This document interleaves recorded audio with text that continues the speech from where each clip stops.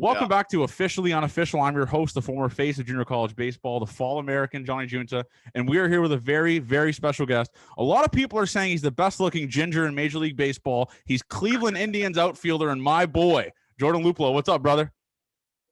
Johnny, what's up, dude? Thanks for having me on. It was a pleasure to have you on, man. I mean, like I said, you just look at this guy's Instagram. He has the pictures with the skin-tight Cleveland Indian shirt looking yoked out of his mind. He's pimping home runs. He's good for the game of baseball. So I had to get you on, man. I really appreciate you doing this. But let's go into it, man. I mean, first of all, would you consider yourself the best-looking ginger in Major League Baseball? I have to say, you're definitely up there for sure. Dude, I try to keep it clean cut. I try and do my best, I do what I can. Let's just say that. I can. We'll say top three. But it's just, I mean, it's been a crazy offseason so far, especially for a guy like you in the Indian system. I mean, one of the big guys and one of like the main pitcher in the organization's gone now with Carrasco and Lindor. I just wanted to talk about that. When you see that in the news, are you just like, damn, man, I'm about to get my shot now? Like, I'm about to be an everyday guy. I'm about to be hitting the middle of the order because I can mash baseballs. Did you look at that and say, let's go? Like, this is my time now to shine. This is my time to be the big dog on campus. Yeah, man. I mean, it was obviously like unfortunate that, they let those guys go. And I think they got a decent deal in it. And I was already kind of looking for that shot anyways. I was already had that chip on my shoulder, like ready to go. I was feeling good this off season, like did a lot of things I normally don't, kind of just invested in myself. And yeah, man, I'm looking for that opportunity to be that everyday guy and not just be known as, the lefty masher and, just facing lefties. So. And you do mash lefties. Like I'll say that. I mean, that video of you pimping that home run, like you pretty much just threw your bat into orbit. Like I don't think the bats landed. It was like young Jose Bautista bat flip. When you did that bat flip, I have to ask you, was that predetermined? Like when you hit it, you're like, I'm throwing this shit to the moon? No, dude. It was more of like I was 0 for 3. Giolito pitched that day. Like one of the few times I faced a righty, and he was obviously coming off his no-hitter, I think. Yeah. Against the Pirates, and so he was shoving. So it was more of like a pissed off, like, yes, like I got a hit today, and we won the game. Like, let's go. It was kind of an angry bat flip for me. But yeah, it's always one of those moments you just dream of, and it sucks there weren't fans there, but it was just a great moment for myself. You and I are much similar because I also did that. I was playing in JUCO. We were playing a D2 junior college, kind of like a little exhibition game. I was healthy scratch, so I wasn't playing for 14 days because obviously I hit below my body weight. Everyone knows that I was terrible. And I came into a game and there was this pitcher throwing, I think like low 80s, right? Now my eyes lit up and I hit a nuke and I threw my bat to the dugout. Like the dugout's pretty far in McCook, Nebraska. I threw my bat. My coach after the game said, you do that again, I'm sending you back to Canada. So that's the history. So we had the same thing. What was your coach's reaction? Because, I mean, some guys like it, and then you have the old school managers that are like, fuck this guy. Like, this guy better not do this shit again. Oh, dude, they didn't care. I mean, we were on a roll. Jose Ramirez just, like, took us to the playoffs the night before on a walk-off home. And then just, like, the energy built up in our team. It just like it flowed out of me, I just had to give it a toss, and it was just one of those moments that was special, and getting the water thrown on you, and going to the locker room after it was fun, man. It was pretty cool. Like I said, it was an electric bat flip, and I got to go into your nickname here. It's the background on your Twitter, the Lupinator. I mean, I mentioned this to a guy, by the way, like I told you earlier. I mentioned this to Johnny Barbado, and he said, "What the hell is that shit?" Is that like a self-made nickname, or do people actually call you that? And I have a recommendation after we give this background story here. Okay, so my dad played he played D2 at Fair State. I don't know if you know where that's at. Yeah, Michigan, right? Michigan, yeah. So, self-proclaimed legend of Michigan, Mark Luplow, he was he called himself the Lupinator, and then someone made that figure or that photo. And so I'm like, dude, can I use it? Like I messaged him, was like, hey, can I use this in my background? Like, yeah, go for it. Like I loved it. So I just kind of ran with it. And I don't think anyone really calls me that, but okay. Thank God. Because I have a good one here because we can maybe collab. I'm going to get some graphic designers here. We're going to start calling you the Red Rocket. and it's going to be like a graphic design of like you in a cartoon shape riding a rocket to the moon. Like, I feel like that's an electric nickname, the Red Rocket. Yes or no?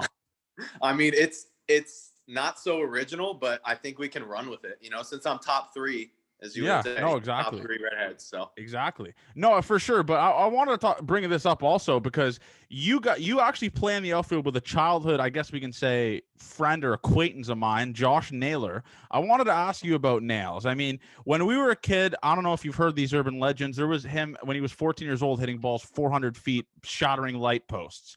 Like, what's your relationship with Naylor, and what have you seen from him in the short time you guys kind of played together? yeah, man, he came kind of. Usually it's halfway through the season, but Yeah. halfway through the season was like what 30 games this year, so it's short lived with him. But you know, we keep in contact. He's intense, man. He is like full go all the time, especially like batting practice, in game swings. Like he's trying to shatter his vertebrae every swing. Like he's Yeah. going for it. Yeah. And you know, it's like he's getting his cuts. He's getting his money's worth for every swing. And like what he did in playoffs for us was unbelievable. Like 5 for 5, took Garrett Cole deep. Like Incredible. dude, he's a dude, man. He's a lot of fun to watch. He's got the hair, like helmet never stays on. Like he's going for it, man. He dresses well too. He does dress well, doesn't he? In some people's eyes, yes. Like I guess he dresses well. For me, it's a little too much, but that's his style, man. He runs with it. He lives by it. It's a Canadian thing, I think. So Yeah. And I talked about this with Josh Fuentes. I mean, I think Major League Baseball should look more into like the pregame outfits. Like, I want to see you in like a nice drip down suit, like Javinci suit with some nice slides on. Like, are you for that? Because I think it's electric when you see the hockey players, the basketball players showing up in these nice ass suits. Would it be a little bit different for baseball, or I think it would work in the game of baseball? I think that's where you're going. The game's going. I think you're right on, man. Because with NBA, like you always see their pregame outfits and like what they're wearing. It's almost like a statement, and it's like people love to see it, and people love to see what that player is representing and what he's bringing to the table. You know, good or bad. You know, Twitter is obviously whatever you want to. It's always good and bad, but I think seeing some outfits before the game would be good for the game of baseball. It would be. It really would be. And also would be like it'd grow the Insta a little bit. Like you could post an Insta pic of you showing up to a game in a nice suit. A couple DMs will get slid your way. It's an electric way to grow the game on and off the field, man. So this is another thing I want to bring up because we have a lot of Pirates guys in the show. We've had, this is humble brag on my part, by the way. We've had JMO, we've had Glasnow, who's a former Pirate. I'm pretty good buddies with Steven Brault.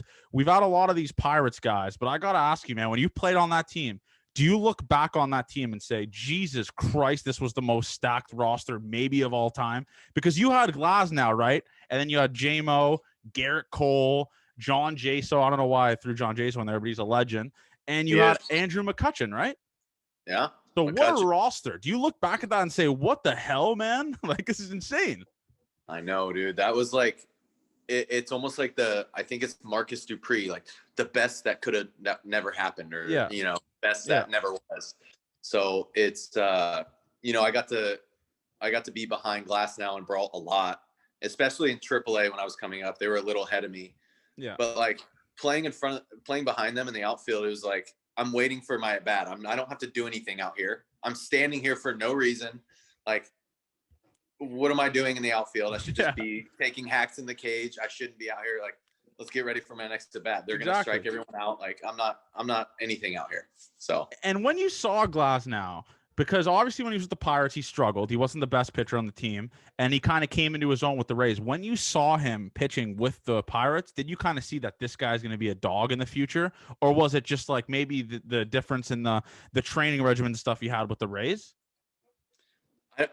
I think it was more of a mental block for him because in AAA, he had like under a 1 ERA, and then he goes to the big leagues and, you know, he struggles. So it was like, it's just a matter of time. It was one of those things. It's just a matter of time until he figures it out, and he's just got to get out of his own way. And clearly he did, because he's one of the most electric pitchers in all of baseball. And he's like a Greek god with the shirt off, with the hair and everything. Like, he is good looking dude. Good looking dude. And I posted, he was obviously one of your former teammates. I believe, I don't know if you played with him actually. Cole Tucker is dating Vanessa Hudgens. So just Okay. Tyler Glasnow humble brag post on Insta, just him, Vanessa Hudgens, and Cole Tuck. Just an uncomfortably good looking group. I would look so out of place in that group. It'd just be incredible. I look like I was photoshopped in that group. But I mean, yeah, man, I just like, it's crazy to look at what Glasnow did last year because, dude, he's just now everyone pumps this guy's tires on social media. You see it. I mean, Pitching Ninja is a walking Tyler Glasnow page now. So did you ever catch yourself looking at him or Garrett Cole or something like that and saying, I can't believe what this guy does with the baseball? That's exactly what I thought. Every day, every time I see him throw on the mound, and like just the way they go about their business is like, these are the guys you look at on the street, you're like, he's probably a big leaguer. Like he does something special, like for sure. Like those guys, you look at them, they're like, yeah, that's a dude right there. Yeah. And just like the way they throw the baseball and what they can make it do is special, and their attitude towards the game, and it's very special. Dude, yeah, Glasnow, man. I mean, he's going to be something serious. And obviously, I think he's on like a cheap contract. And that Pirates team, man, I mean, who would you say was one of those guys that you played with on that team that you kind of can look back on and say, I can't believe I played with this dude, man. This dude, like, he's a legend. For me, I'll say it for you. I think it was Andrew McCutcheon. That, like, what he did in the city of Pittsburgh when you were there, and like just him having like a strong hold on that city, and they all loved him. I think he just had a crazy impact there. Yeah, man, it was fun playing with him, and like even Josh Harrison, like he had that kind of swagger about him, and obviously Garrett Cole, like he's the best pitcher in baseball. Man, even Jameson Taillon, like getting to see him work is special. Like he never. Dude, his attitude towards the game, it's unbelievable. Like it just brings energy to the field every day, and the way he's able to battle through things and then still dominate is pretty cool. Dude, yeah, JMO's, I mean, I'm so happy he's back now and he's all healthy and all that kind of stuff, because he's going to be something serious. Like I told him that we had him on last week actually, and I told him, I was like, I'm really excited to see what he does. But even your time there, man, you get the call up to the show. I want you to talk about that. Like, where were you when you found out you got the call to the show, and what was running through your head? Who was the first person you called? Because it's a crazy thing to look back at, just playing for that team, like you said, all those names, everyone on that roster. I was, I think it was like after a Sunday game. You know, we got done early. I had some family in town, or my grandparents in town, and I got the call. I was just, I had just been called up probably 3 weeks ago from AA. So I was walking down the street trying to just see Indianapolis, like what's the city, like what's good. I hear it's a good city. So I got the call, obviously out of my mind, like crazy. So I called my mom. I'm in a parking lot downtown. She's crying, yelling, all this stuff. And all of a sudden I see Glasnow. I see Johnny Barbado, and I think Brault was there too. And we go, and they're across the street, and I yell, I'm like, I'm going to the effing show. And they're like, what? And I run across the street. Didn't look either way in the street, by the way. Could have got hit by a car, and I never would have got to the big league. But I run across the street because they're going into, to grab a drink. And I'm like, dude, I'm going to the show. Barquette just called me. And they're like, no way, dude. We got an off day tomorrow. I had an off day. I was flying to San Diego. They had an off day, and they're like, let's grab a drink. And so we had a good time at the bar that night, and they treated me well. So it was a good night. Just a legendary story. I love those call-up stories because they can just come at the most randomest times. You have managers sometimes trying to fuck with you and say something like you're getting sent down or you're not playing today. But I love those call-up stories. And the next thing I want to bring up is, I mean, your roots. You went to Fresno State, I believe, right? In the Mountain West? Yes, sir. Let's talk about Fresno State, because we had a guy on the show, my boy, Ryan Jensen, who's a first-round draft pick out of there, humble brag. So he loved it there. It's a pretty good conference. UNLV, you get all those kind of good schools. What was your time like at Fresno State? Man, it was great. I told myself I'd never go there because I was from there, but they threw an offer I couldn't refuse, and I was coming off a shoulder surgery at a high school, so they stuck with me, and it was a great time, man. We had a lot of good players. it's a blue collar school. You just go there, you do your work, you grind, you have a little fun, and you know, you just try to make it to the next level. You know, we have a lot of good players. We got Austin Wins, Ryan Aaron Jensen. Judge, obviously Judge. That's like Yeah. the you know, he was literally on my rookie card of my big league rookie card, so he's kind of stuck with me for life. So there it is.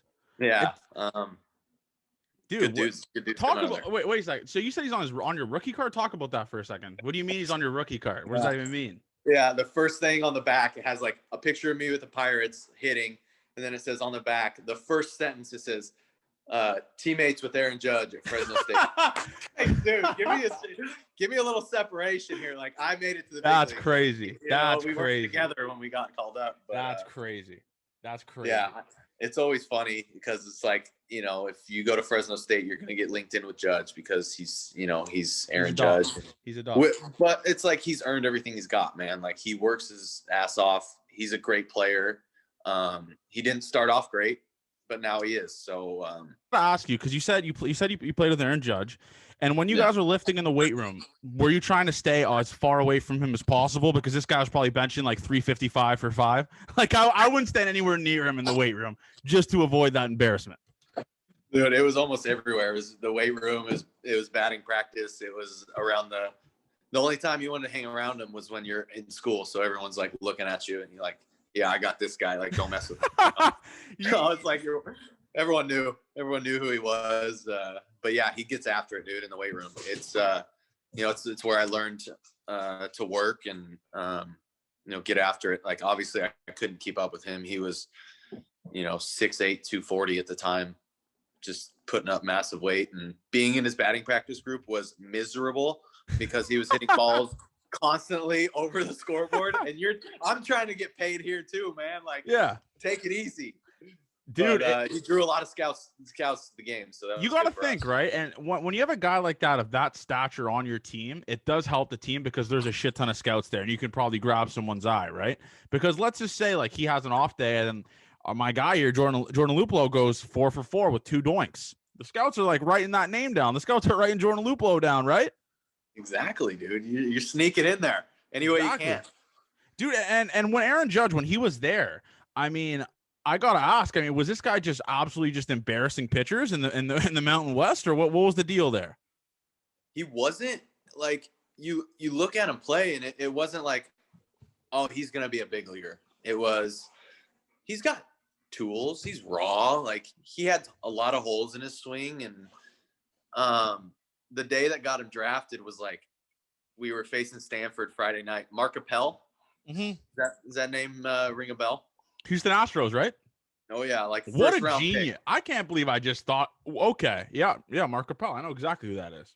Yeah, and so he goes bomb squad off him twice that night on a Friday night, and we beat Stanford. They were like top 5 in the nation. Like, everyone's going crazy. Like, that just put him on the map. That was it, dude. It was game on. Like, he's getting drafted, getting paid, dude. Like, and from he does he. And I gotta ask you this because you played with him. Does he wear a little bit tighter shirts? I think I'm under that impression because this guy in shirts looks like Dwayne "The Rock" Johnson, and obviously he's yoked. And I'll say this: he's a massive dude, but his shirts look just a little bit too tight. Am I wrong? Am I right or wrong on that? I mean, you're not wrong. Let's just say that. Like, it just, I don't think they had a size at the school to fit him in general. Yeah. Okay. Like, he had his custom cleat. Like, he had to get different cleats, team cleats. He couldn't wear the team cleats because he was too big for the shoe. And then he forgot one of his cleats one time and had to wear 2 left cleats while we were playing Pepperdine. Are you serious? Oh yeah. What did he do? Did he? Is that like a legend down there? Like, do coaches tell that story? He had to wear 2 left cleats and went 2 for 4. Like, did he do well that game? I'm pretty sure he did well. I don't really remember the game, but I just remember the story. Like, well, who has cleats to fit him? No one. Like, nobody in this locker room has an extra pair of cleats. Like, dude, you're screwed. So I think someone from Fresno State like drove him down and got him. Like, I think he had an extra left cleat. I don't know. He brought two of the same footed cleats. So yeah, That's electric. it was funny. That is, I miss college because that shit will never happen in the major leagues. Like that'll happen in like the minor leagues. I guess you could say that. But Yeah. this is something that's also cool about you, man. I mean, in 2019, you had such a good year. Like you get that trade, and a lot of people are just starting to mention you in that talk, like saying, "Man, the Pirates could have kept Jordan Luplow, Tyler Glasnow, Garrett Cole, all these guys." What was going right for you in that year in 2019? Because I believe you hit like 279, right, with 12 doinks, if I'm right, if I stand correctly on that. 15, but I mean, who's 15. counting? Okay, we'll say 18 to be cooler. So 18 doinks in 2019. What was the ball kind of like a beach ball for you there? What was going right there? Were you doing the same pregame routine or what? I mean, when you hit that well in Major League Baseball, you're kind of you're walking around with big balls in public places. I'll say that. Yeah, man. I definitely started getting a little more notoriety walking around, which was cool. Sometimes you just need a breath of fresh air, man. Like same with Glasnow. Like he went to the Rays and now he's flourishing. Like sometimes you just need a new perspective, or when you play with Lindor and Jose Ramirez and Carlos Santana, it's hard not to take some hitting tips from those guys, like watching them every day, taking BP in the cages. So I think that just upped my game that much more, watching those guys, go to work and, making me step up. Dude, you just mentioned Lindor, and I'm just thinking in my head how nasty he's going to be in New York. What was it like? I mean, playing with Lindor, because this guy is kind of one. I guess you could say, because of his smile, he's one of the faces of the game of baseball. So, what was it kind of like playing with him? Because you also, I think, humble brag, you have an Insta pic of you two high fiving, which did numbers. I'm assuming it did numbers. I don't know if it's on Instagram or Twitter or whatever. But what was it? What's your relationship with Lindor like? What's he like off the field? Yeah, man, he's very low key, stays to himself. Like, he's a superstar, man. Like he doesn't go out and do crazy things. Like he's always getting massages at home. Just getting his body right. He bikes a ton. Yeah, dude, he was like a quiet leader. I think, I just think he was like they tried to make him be too much for our team sometimes. And he's just like a guy, watch me play and I'm good.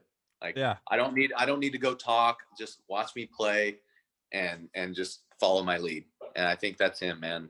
And he just brings so much swagger to the game and flash, and his glove's disgusting. So everything, just an all-around guy. But I'll say this for you, because like I said, I'm a big Jordan Luplow guy now. So if anyone comes at you, I'm putting them in a body bag on Twitter, obviously. But I'll say this, because obviously last year, a little bit of a down year for you, a little bit of a struggle. This is what we're going to say. You just didn't want to waste your good performances when there's no fans in the stands. Can we say that hypothetically? Let's roll with that. I think we're going to roll with that. Oh yeah. Okay. So every time someone brings up the last stats, we're just going to put an X. We're going to show the 2019 stats, because there was fans in the stands and you were putting on an absolute show for the boys. So we're going to say that we're going to go with that. So you could back me up, but you can also say that too, if you want. Yeah, 2020 that's fake news, man. That's like true. It's all fake. So it's like this is new year. 100%. 2021 is your year. But this was something that was hilarious, by the way. I don't know if you saw this, but at your playoff game against the Yankees, somehow Cleveland Indians fans managed to get arrested at the game. Did you see that? Yeah, dude. Do you know what happened? Because I tweeted it and I said, the world is healing. Cleveland Indians fans are getting arrested again. This is just a full circle. 2020 is normal. Right. That was like a little bit of normalcy to the world right there. That brought it back to life.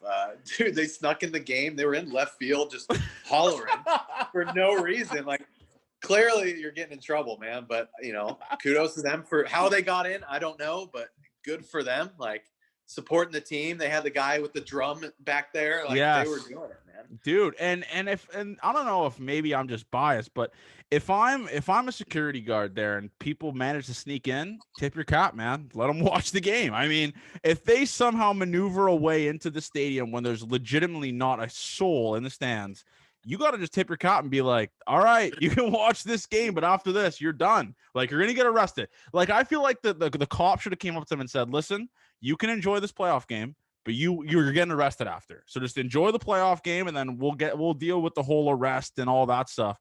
It's just crazy, man. The picture, it looks like these two guys, they just like literally homeless dudes. It was one of the craziest things I've ever seen. Where you just look like, so did you see them in left field? Like, did you see them in the outfield? Yeah, man, they were there for a minute. I think the security guards had the same mindset as you, because they were like, you know what? These guys are screwed anyways. Like, let's give them their moment. Let them go. We'll give them a half an inning or so, and then we'll get them. But yeah, dude, they definitely came in. They got their cheers in, and they got their trash talking in. So it was so funny because the ESPN feed like just showed like a snap of it, because what they did is they didn't want to show the fans getting arrested.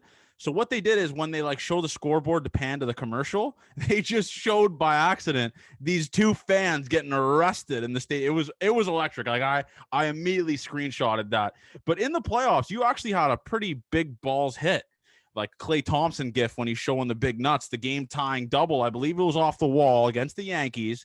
What was running through your head there? Because when that happens, and if I was in your position, I'd be like, holy shit, I'm probably blowing up on Twitter right now. People are probably pumping my tires. When you have a hit like that, what's going through your head? Because a common guy like me needs to know that. Well, like, am I going through the perspective of like me going to the bat, or like, yeah, okay, we'll do the whole thing. Like we'll breaking news. Let's go the whole thing. When you step up to the plate, when you get the hit, and then when you're on second base or whatever, what's running through your head? Okay, so like I get called. There's Britton was on the mound, so it was a lefty. And I'm like, Naylor's coming up. Like, this is what we've done all year. Like, I come in if it's a lefty. Like, this is my guy. Like, it happens. If there's an outfielder coming up and there's a lefty on the mound, I'm coming in. So I was like, all right, I'm coming in. Like, I'm hot at this point. The whole last month of the season, like I was buzzing. Building up. Like I was, my bat was good. Let's just say that. Coming off the walk-off, and then like the Pirates game, I had another double, and so I was like feeling pretty good. So come to the plate, bring in the righty, heater. I fell off, and I'm like, okay, that's the best he's got. He's got a little sink, and then I saw his slider, and I spit on it, low and away. That was his best slider, best fastball, best slider. I saw it, and I'm like, I got this guy. Like this, that's the best he's got. Like I got it. I saw his two best pitches. Then he just decided to hang one, and that wasn't a good idea on his part. So. No, it wasn't. Don't throw that one. But what's running through your head? Yeah, dude. Let's see. It goes off the wall, and I'm like, what? I did one of these. Like, what else did you expect? Like, what? Like, I'm feeling myself a little bit. Yeah. And I turn to right field, of course, because Judge is out there, and I'm like, do one of these. Like, and he does his head nod, like, okay. He came to play. Yeah, there it is. Like, game on now. Let's go, dog. Let's go. And so, that's kind of what was going through my head at the time. And then I obviously looked back after, and I really want to have a conversation with A-Rod and the other announcer, because they were really chirping me that at bat, dude. Dude, they were. I was about to mention that, because obviously Naylor was buzzing, right? Naylor was doing well the whole postseason, and they put you in, who's the lefty specialist, who's buzzing. And I'll say this: Alex Rodriguez is banned from this podcast for roasting you. If that gives you a little bit more, if that gives you a little more freedom and all that, I'll say it. A-Rod's banned from the podcast. If he wants to come on, he's done. He's not hopping on the show. But I remember that, man. They were roasting the decision to put you in, and in my mind, I was like, dude, he mashes lefties, a lefty specialist. Like, that's what he's known for. It's a playoff game. Obviously, yes, Nails is hot, but you got to put the lefty specialist in. And look, it paid off, right? You put A-Rod in your back pocket. Right, dude. I mean, looking back and like listening to it, every time I listen to it, my blood starts boiling and boiling. I got to just shut it off, dude. I got to shut it off, because I can't listen to it, because next time I see A-Rod, like, I don't know what's going to happen, man. I don't know. No one knows. I don't know. No one knows. It's just, I don't even know. So, we'll see. We'll see if he shows up in the locker room or spring or something like that. And I might have to say something. You might have to say, listen, A-Rod. And honestly, you should put that on your Twitter bio, by the way. Like, you should I put A-Rod on national TV in my back pocket. Like, that's something. Am I wrong? That's an electric thing. That's like a resume builder right there. See, dude, I got to hire you as my media guy. Like I said, I'm a big Jordan Luplow guy now. Like, I'm obligated to be a Luplow guy. Like, because obviously you play the Jays a lot. When you come down here, the Jays are dead to me. I'm just a bit like that's what's going to be going on here. But it's crazy, man, because when A-Rod talks like that on the national scale and you put him in your back pocket like that, when you watch the video, obviously you get mad about him chirping you. But when you get that hit, are you just like, how about that shit? Like, you like that? You like that shit? Hey, yeah. What is that? Kirk Cousins? Like, yes, you like that? Yeah, right. Oh, yeah. you like that. Yeah. Yes. Oh yeah, dude. You gotta have a little backbone. You gotta throw yourself out there and have a little swag and confidence after 100%. something like that. So it's electric to put guys like that in your back pocket on national TV. It just the playoffs last year were weird. I'll say that, because when I think of the Cleveland Indians playoffs, I don't know if you remember this, but when they had that game when there was like a B warning. Do you remember that? Oh, with it was against I think it was mound? Against the Yankees. It was against the Yankees, and they had like dude, who was the pitcher? The righty, big, thick, white guy. He was on the mound. He had like a bunch of. He was getting bugs in his ears. Dude, and they had to like cancel it, right? Like they had to like literally, because I remember watching this shit. I was like, what in God's name is going on there? And dude, Jabba Chamberlain. Yes, Jabba. Yes, Jabba Chamberlain was pitching. He was on the mound. When I think of that, it just, and then I go back to last year. You guys are in like a great playoff series against the Yankees, electric. The stadium would have been buzzing, and there's no one there, man. I mean, was that weird for you? Because it's crazy to look back on that and just say there was no fans at a playoff game against the Yankees. It's crazy. Now, I've been saying this, like, that could be a reason why we went 2-Q, because think about the momentum of the game. Even the second game when we started off, I think we scored like 3 or 4 in the first. Like, yes. The fans would not let the Yankees breathe at that point. Like, they would not let the 100%. opposing team breathe. They are screaming at them, yelling, and then even if I tied the game, that double, like, they're on them, like yelling, screaming. And think about no fans. Like, the pitcher was able to step back, compose himself. The whole team was like, okay, like, yeah, they got to take a breath and like step back and take a breath and compose themselves. They weren't able to. The fans weren't like 100% on them. So I feel like that's a huge factor. Dude, and you see it all the time, man. I mean, although Cleveland gets a bad rap for how bad the Browns used to be and the kind of struggles that the baseball team had a little bit there when Grady Sizemore and all those guys were there, those fans show up, man, and that stadium is massive. I remember going there when I was a kid, getting autographs from like Grady Sizemore, all these guys, and I'm looking up at the stadium saying, holy shit, like when this place is packed, it must be impossible to hear yourself think. Did you get kind of a chance to play in an atmosphere like that in that 2019 season where you're looking around, you're in the outfield, you're like, man, this is bananas what's going on here?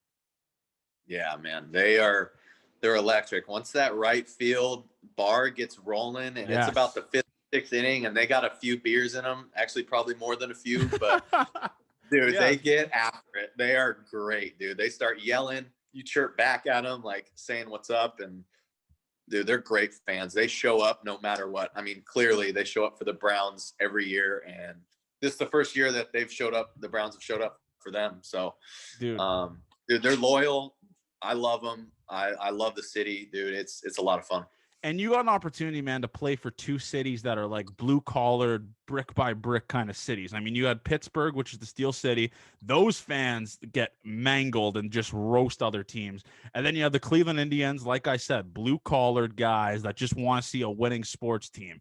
So you got lucky, man, because like those fans are to die. Like that's their life. Like the Cleveland Indians, the Cleveland Browns, and the Cavaliers. Like that's it. Like those are the kind of guys that they love all of that stuff. Talk about the difference, I guess you could say, from your time in Pittsburgh, the Pittsburgh fans and the Cleveland Indians fans. Is one fan is one fan base a little bit nicer than the other, or is one fan base like roasting your ass when you have a bad day? Well, let's just say Pittsburgh is constantly roasting the Pirates. Constantly, because I mean, dude, they got the Penguins and they got the Steelers, like wagons. They're both wagons. Those are winning programs. So it's like, oh, now the Pirates are here. The Pirates are just here to be here. Like they haven't won anything in a while. Like I'm being realistic about the situation. So it's like you show up to Cleveland. At least when I did, they made the playoffs. Like they're going to World Series. They're winning games. Like 100%. It's it's different when you win, and when you don't, you're gonna hear it, man. Especially in Pittsburgh, they want to win. They want to be in the conversation. They got nothing really else to do other than cheer for their sports teams and drink some beer. And this is also, by the way, credit to me for this question. This is maybe one of the best. I brought this up to Brault. Do you remember who is the most famous person that has ever thrown out a first pitch in a Major League Baseball game that you played in? What a question. Maybe never asked in podcast history. Just an insane thing to think about. Well, humble brag myself, I think I caught the most famous first pitch. Wow. Who's that? Yeah. Wiz Khalifa. Holy shit. In Pittsburgh. Yeah. I'm assuming, obviously, in Pittsburgh. Dude, it was crazy. I knew he was coming about 2 weeks out. And we had McCutcheon, we had Marte, like Garrett Cole, all these dudes. And I'm like, I told the media lady, I go, I need to catch this pitch. Like, this is my, I have to catch this pitch. Like, this is my guy. This is my guy. Like, I love Wiz Khalifa. He's my favorite rapper. I love his music. I've been following him for a while. And she's like, you got it unless McCutcheon or someone else asks. I'm like, okay. Of course. So, dude, I was of course crossing my fingers for like 2 weeks. And I ended up getting to do it and meet him, take a picture. Dude, they introduced him like, oh, Wiz Khalifa, famous artist. And he does this to the whole stadium. I think I saw that video. Yeah. Epic, dude. Him and his boys were there. It was so cool, man. It was such a cool experience for me, and dude, I'll never forget it. What did he say to you? Like, did he say anything specifically to you, or was he like, or what did you say to him? Were you obviously starstruck, right?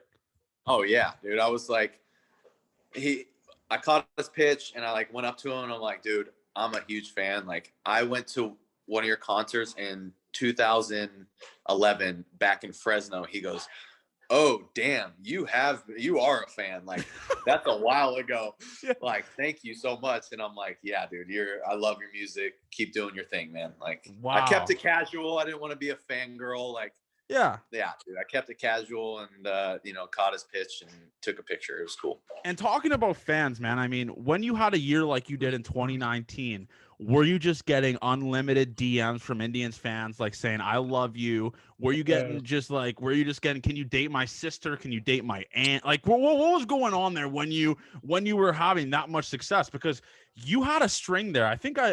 You had a string there where you were just raking. Like, the ball was like a beach ball for you in that season. So you were like the hot commodity there for the Cleveland Indians at one point. So, like, what was going on in the social media game? Were you gaining followers? What was happening? The only thing was happening, I was getting Venmo requests when I didn't hit a homer. Because guys are betting on me in fantasy, and like, if I didn't do well that game, they were like, hey, you lost me $50 this game. Let's go. Give it to me back. Sorry, man. Not happening, bro. That's incredible, dude. That's what I love, because obviously you get it in football. You get fantasy football guys like DMing you like, dude, you just lost me fantasy football. That's what the game of baseball needs. You need that kind of growth where fans are so tied into just one specific player, where it's like, I'm going to DM this guy and tell him you just lost me on fantasy league. I love that shit. I mean, I think that shit's electric. But who would you say got it the worst from fans when you would visit opposing fields on the Pirates or the Indians or whatever? Trevor Bauer by far. Really? Oh yeah. I mean, he's just very vocal and like, yeah, he's got different antics, I think. And, some people like it, some people don't. I'll be honest. I hated him at 1.2 when he was in Toronto and he wiped his ass with the rally towel. I hated him at 1.2, but now I've kind of grown past. Dude. Yeah. Exactly. He does stuff like that. Like, you talking about electric, like it's electric in every way, whether it's negative or positive. Like, any press is good press. And I think he gets the most shit from fans, and I think he deals with it the best. So, I mean, kudos to him, dude. I'm a big fan of him and what he does and his how he's trying to change the sport. So, would you say he's like one of the best pitchers you've played with, like, or the one? Okay, won't say the best, like one of the most like prepared pitchers when he goes in every start? Because this guy does all the crazy shit before every start. Like, he's like doing the bands, he's doing plyo care, everything. So he's very dialed into every single appearance. Yeah, it's on his start days. It's a little it's a little scary because he listens to like Lamb of God all day, like the screamo stuff. Shout out to my guy Art Cruz, by the way, the drummer of Lamb of God. I got to hang out with Shout him. out to him. Super cool. But dude, it's like he's such this like kind of just nerdy dude, and then he busts out Lamb of God like screamo music all day. It's like, all right, he's flipping a switch, man. He's doing scary. it. So scary hours, that guy. When he pitched, like, in the year he had last year was insane. Like, he just carved. Yeah. Like, I think I bet on him every single time he touched the mound. Like, I was just like, all right, the Reds are going to win this game. It was just easy money to bet on Trevor Bauer. But no, man, it's just like, you've played with so many guys, dude. Like, you've played with, like you said, Garrett Cole, Trevor Bauer, Tyler Glass. Now, do you keep in contact with these guys, or are you just strictly Cleveland Indians business?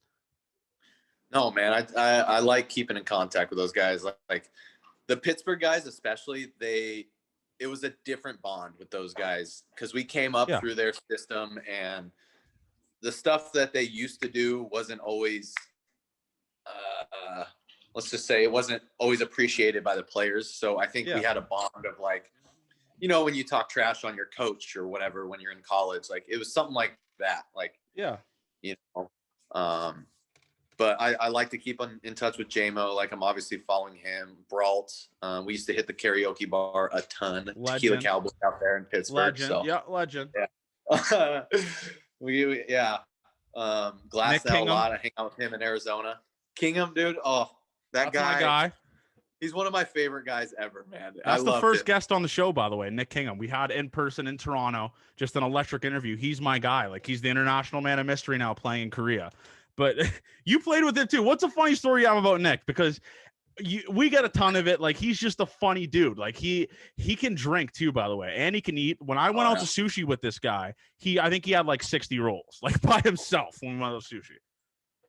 Oh yeah, he can get after it, man. We used to live across from each other in AAA, and so we do like whiskey and Fortnite nights. So holy shit, the dream. Yeah, that got a little aggressive from time to time, but for sure, he's definitely your dude to call if you want to go grab a beer. He's a guy's guy. That's what I call Nick Kingham. Like, he's just the guy's guy that you're going to want to go to get a drink with. He's the international man of mystery, man. But let's go into minor leagues here, because we always get the funniest minor league story on the podcast. What is your Mona Lisa funniest minor league story during your career where you like just like a cops called anything? Oh, dude, you're putting me on the spot like that. Yeah, it sucks. I hate to see it. You hate to see it, but I had to do it. No. Dude, I mean, I just remember the bus rides being a little wild, and literally battling. Like, we were battling to sleep on the floor. Like, it was rock, paper, scissors. We're laying down bets, like playing cards, just to see who could get the floor and not have to like lay out on the seats. Winner gets the floor. Winner gets the floor. Like the greasy, disgusting minor league floor. Yeah, exactly, dude. Yeah, grinding, dude. Oh man, that's a tough one. You put me on the spot. I needed some time to think about that. We'll come back to it when next time, because obviously you're obligated every time I ask you now to come back on. You have to come back on. So when you come back on, we'll get the minor league story of the week from you specifically. Okay. But what's your show moment then? Like, what's one moment you had in Major League Baseball where you're like, this is the show? Was it like the clubbies? Was it the private jets? What was it, the meals? What was your show moment when you got to sit back and be like, I'm in the show, baby. I'm living the dream. Let's see. We played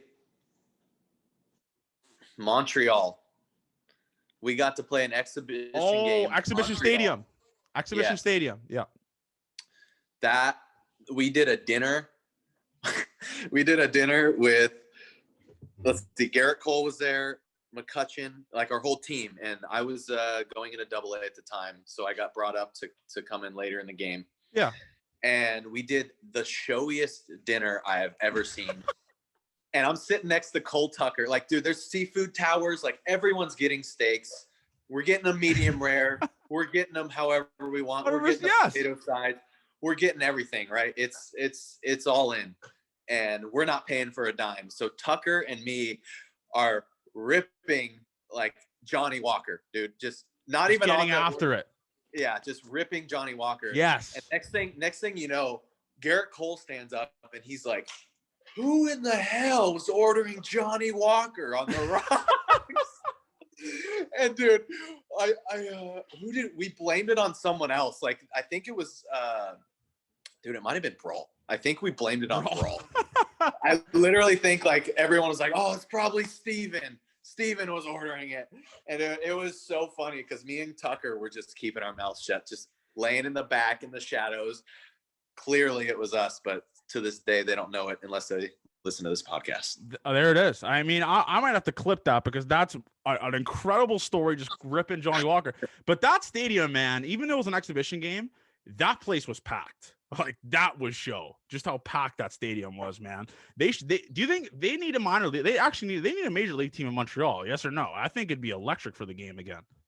100%, dude. I was sitting next to one of my teammates and I couldn't hear him talk to me. Holy shit. We were right next to each other and it was so loud, and the 50-50 pot was up to $500,000. Like, oh my dude, God. it was insane. Like it was up to $100,000 before the game started. Jesus Christ, man. That stadium needs, or that city needs a big league 100%. 100%. Couple more things I want to talk about here. I mean, let's go into next year. I mean, obviously you're coming up to spring training, I believe. I guess pitchers report before you do. But yeah. What's your mindset going into this spring training, man? It's going to be weird. It's going to be very weird. All these new precautions you're going to have to take and everything, but you're used to fans there, obviously. But what's kind of the measures? Like, what's your mindset going into the spring training? Yeah, man, I'm excited. It's going to be a younger group of guys, and you know, I feel like even though I've only been here a couple of years, I feel like I'm almost going to be some sort of leader, at least in the outfield. Yes, sir. You know, I want to just guide the guys in the right direction and be that stability in the outfield. And that's, you know, become an everyday guy and become a leader and, you know, go about business the right way. You know, with these other guys gone, I think it's time for dudes to step up, and I think I'm ready to meet that challenge. Can we get some like voting rights here? Who's your rookie going into this year? Like who's the guy that's going to be, let's just say, bringing you the beers on the plane? Like we need to name you a rookie, right? Because you're a vet now. We'll see, man. We'll see. I don't really know who are the young outfielders. I mean, Mercado's been there up and down a couple years. Naylor's pretty new. Yeah, I think Josh Naylor. Naylor's pretty new. He might need to do some things here and there. You know, I'm not going to wear him out, but I don't think he would do it though. That's the thing about Naylor. He has such a big personality. I don't know if he would actually like take rookie initiation. Do you think so? Like, I don't know. I think he would, dude. I think he's got a good enough head on his shoulders to where it's like, it's not a pride thing, dude. It's just like, it's a boys thing. Like, we got to do this. That makes sense. We'll see who they bring up and who's, you know, fighting for the spots next year. Who was your vet? I need to know this because and what did you do when you were a rookie? I love the rookie initiation stories. I miss it. I miss being a part of it. What did you do as a rookie?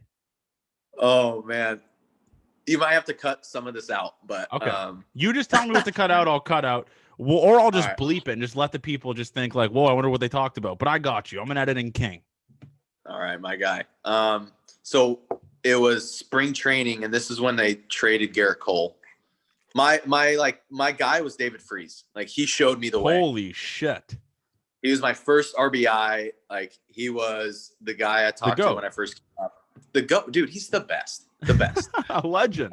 Yeah. So I came up like at the end of the year, so I didn't really have to do much. But the next year in spring training, we did a like rookie play, like role play. And so we all had to come up with a skit. So there's about 5 of us in a group, and Joe Musgrove was our leader of the group, and he was announcing all of our names. And what we did was like, you know, the bodybuilders, how they tan and they go walk in the bikinis, right? Yeah. So we wore the short shorts, and we rubbed mud like all over ourselves to look like we were tan. Okay. And so we went in and we did a walk around the whole locker room.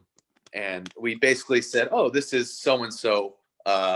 He loves walking on the beach and late night dinners or whatever. And my nickname was Jordan Luplow, walking around with the tidy whities and all mudded up. Like, dude, I'm like shaking it a little bit for the guys, you know, showing them what's just getting up, them going, showing them the muscles, like, you know, doing the thing. And that was one of the rookie initiations I had to do. Oh man, I missed that. Like, does that still happen nowadays? Does that still happen nowadays? Like, do you guys still do rookie initiation like that? Yeah, somewhat. It's a lot of singing on the bus or like telling virginity stories.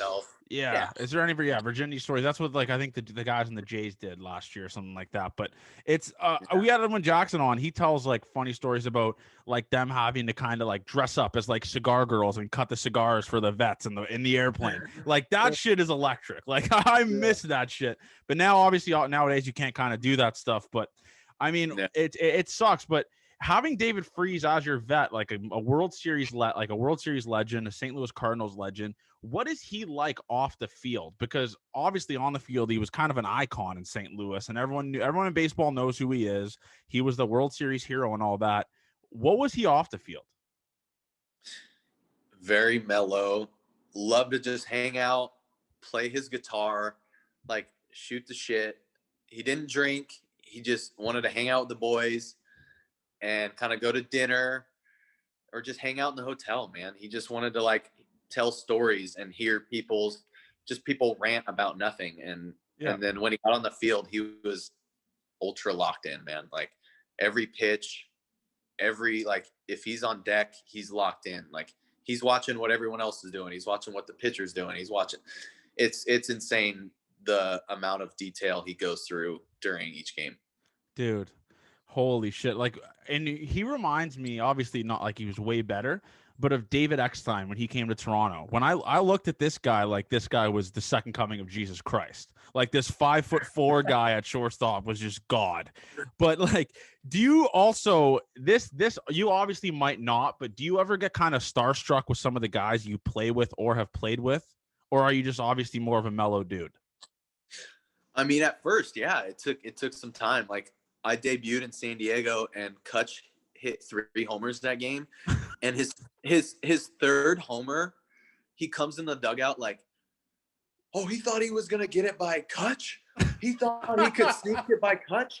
And I'm like, let's dude, go. That guy probably just got called up a few weeks ago. Like he is shitting his pants on the mound and you're like, that's just the mindset those guys have. You know? Dog mentality. Dog mentality. They don't care. They're ruthless, dude. This is a man's game. Like I'm making money for my family to eat. Like that's it. Oh my God. I couldn't even imagine. Cool. Could you imagine being like Andrew McCutchen trying to walk around Pittsburgh? It's probably impossible.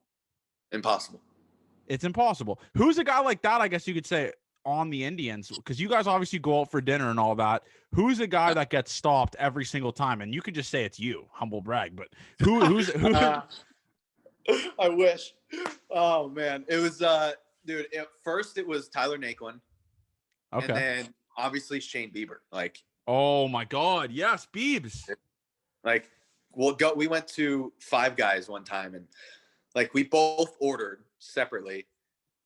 And like I feel like I look like an athletic dude. Dude, like, yeah, you're yoked. You're yoked. You're yoked. Yeah. And these guys are, dude, hey, they asked me like, hey, is that Shane Bieber? Did he just order? I'm like, yeah. No, it is. And I also play with him. If you guys want my autograph, I play with him. So like, I'm there too, guys. I guess whatever. But no, dude, he's a legend in Cleveland, and well deserved by him, man. He's done great things, and talk about locked in every start. That's a dude right there. Oh my God, dude, he kind of came into it, I guess you could say, the same year you did, man. I mean, he kind of became a dog in 2019 when he made the All-Star game, right? And he was just carving. What was it like for you to be in the outfield and watch this guy on the mound? I guess you guys are boys, right? You guys are pretty close, I'm assuming.